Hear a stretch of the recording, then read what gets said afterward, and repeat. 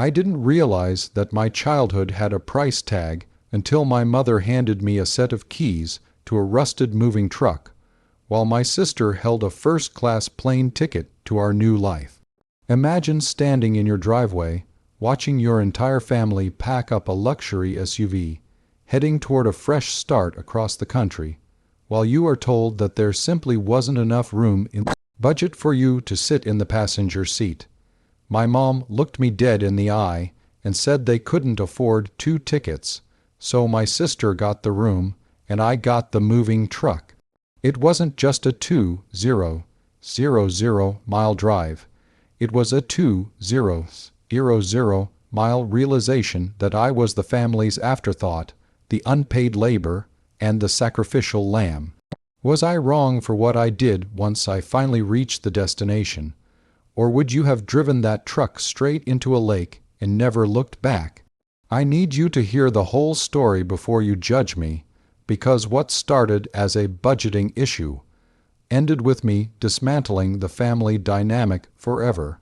To understand how we got to that driveway, you have to understand the hierarchy in our house. There was my sister, Elena, who was the golden child, the fragile flower who struggled with transitions. And then there was me. I was the reliable one, the one who fixed the Wi-Fi, the one who did the grocery shopping, and the one who worked 20 hours a week during high school just to cover my own gas and insurance. My parents, Susan and Mark, always preached about family unity, but that unity usually involved me giving something up so Elena could have more. When my dad got a massive promotion that required us to move from the humid suburbs of Florida all the way to the rugged mountains of Colorado, I thought it was a chance for all of us to reset. I was 18, just graduated, and ready for a fresh start. We spent months talking about the move, looking at houses with finished basements, and planning the road trip. I was excited. I thought, finally, we're doing something as a team. But as the moving date approached, the team started to look a lot more like a hierarchy. 2 weeks before the move, my mom sat us down in the living room. The house was already half packed in boxes, and the echo in the room made her voice sound colder than usual. She told us that the relocation package from my dad's company wasn't as generous as they thought. They had to cut costs. I figured that meant we'd be selling some furniture or staying in cheaper hotels along the way. I never expected what came next. She explained that they could only afford 2 plane tickets, one for her and one for Elena, because Elena's anxiety made long car rides impossible.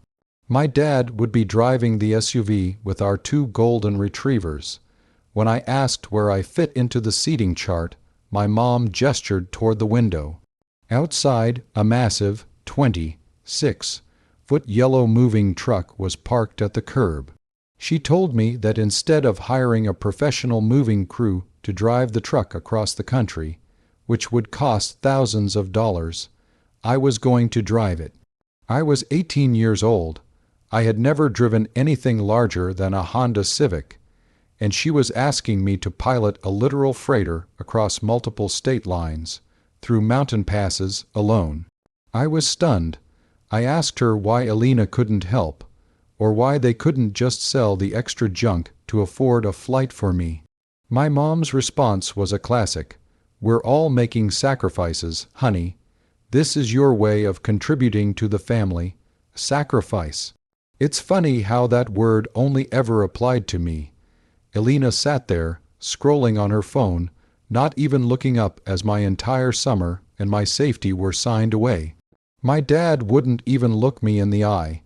He just muttered something about how it would be a great adventure and a chance to prove my independence.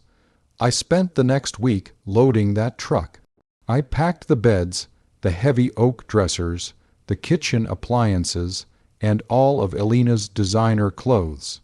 I was the one sweating in the Florida heat while they sat in the air conditioning, planning their travel outfits. The morning of the move, they left.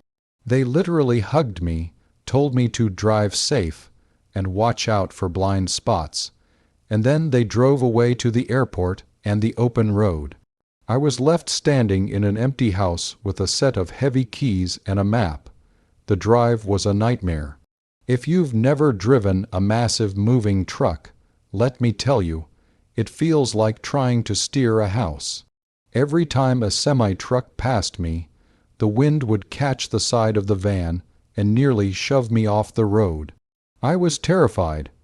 I spent 3 days eating lukewarm gas station sandwiches and sleeping in the cab of the truck at rest stops because my mom said hotels are an unnecessary expense, since I had a perfectly good cabin to sleep in.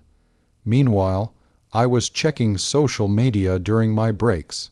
I saw photos of my mom and Elena at a fancy bistro in the airport, then photos of them at a luxury hotel in Denver where they were staying until the house closing was finalized. They were laughing, drinking Shirley Temples, and celebrating their bravery for surviving a 3-hour flight. I was sitting in a vibrating metal box, smelling like diesel and old sweat, wondering if my life actually mattered to them at all. By the second day, the resentment started to boil. I realized that the budget wasn't the problem. My dad's promotion came with a $50,000 signing bonus. I knew this because I had seen the paperwork on the counter weeks prior. They didn't put me in that truck because they couldn't afford a ticket. They put me in that truck because they didn't want to pay for a mover and they didn't want me crowding their experience. I was a tool, not a daughter. I was a way to save $4,000 on a professional moving company. As I climbed the steep grades of the interstate, the engine of the truck groaning under the weight of my family's entire lives, I realized that I was literally carrying their world on my back while they flew right over me. Every mile I drove was a mile further away from the girl who used to say sorry for everything. So, that's the situation I was in. I was an 18-year-old girl driving a massive commercial vehicle across the country alone, sleeping in parking lots, while my family lived it up in hotels and flights, all because they wanted to save a buck at my expense. I had their furniture, their heirlooms, their clothes, and their entire future in the back of my truck. Before I tell you what I did when I finally reached the Colorado border, I want you to pause. Go down to the comments right now and tell me, if your parents treated you like a hired hand instead of a child, how would you react? Would you finish the job, or would you find a way to make them regret it? I really want to know if I'm the villain here, or if I'm just a girl who finally learned her own value. When I finally crossed into Colorado, I was exhausted, bitter, and thinking very clearly for the first time in my life. I called my mom to tell her I was about 2 hours away from the new house. She didn't ask how I was. She didn't ask if I was tired, or if the truck was handling the mountain roads okay. The first words out of her mouth were, "Make sure you park on the street. The driveway isn't cured yet, and don't scratch the hardwood when you start unloading." Not, "I'm so glad you're safe." Not, "Thank you for doing this." Just instructions for the servant. That was the final straw. I realized that if I delivered that truck, I would spend the next week unloading it by myself while they decorated. And then I would be expected to go back to being the quiet, helpful daughter. I didn't go to the house. I drove the truck to a secure, long-term storage facility 3 towns over. I used the emergency credit card my dad had given me for gas and repairs, the one he hadn't bothered to check, and I paid for 6 months of storage in advance for the entire contents of the truck. I unloaded nothing. I left the truck at the rental drop-off point, but I kept the key to the storage unit. Then I took my suitcase, the only thing I had that belonged to me, and I walked to a nearby bus station. I called my mom from a burner phone I'd bought at a gas station.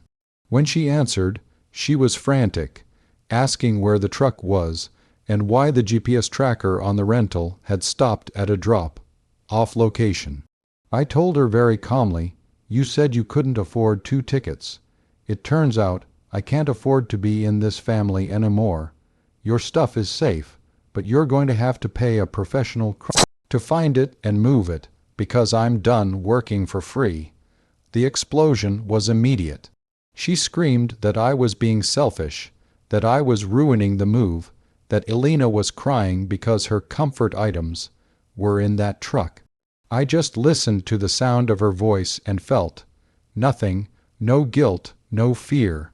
I told her that the location of their belongings would be sent to them in an email once I was settled in my own place, and that she should consider the cost of the professional movers as the price of the ticket she couldn't afford for me. I hung up. I blocked them all. I had saved up about $3,000 from my part-time job that they didn't know about, and I used it to rent a tiny studio apartment in a college town a few hours away. I got a job at a local library and started my life on my own terms. The aftermath was messy, as you can imagine. My dad tried to report the truck as stolen, but since I had dropped it off at the authorized rental location and the theft was actually just a civil dispute over furniture, the police didn't do much. They eventually got their stuff back after 2 weeks of sleeping on the floor and wearing the same clothes, but it cost them a fortune in storage fees, retrieval fees, and last-minute professional movers. My mom sent me an email a month later, not apologizing, but telling me how disappointed she was. She told me I had traumatized Elena. I replied with a photo of me sitting in my own apartment, on a chair I bought with my own money, eating a meal I didn't have to share. I told her that for the first time in my life, I felt like I had a first-class seat.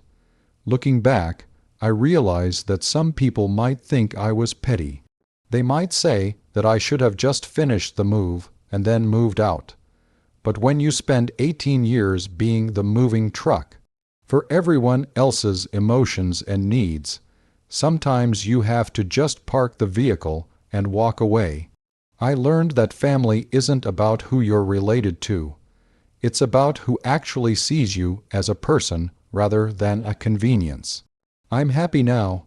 I'm tired, sure, and working 2 jobs is hard, but I'm not carrying anyone else's weight. I'm only carrying my own, and that is a weight I can handle. Like this video, if you think I did the right thing by standing up for myself. Subscribe for more stories about people finally reaching their breaking point, and please, share your final thoughts on this whole mess in the comments section. Did I go too far, or did my parents get exactly what they paid for? I'll see you all in the next story.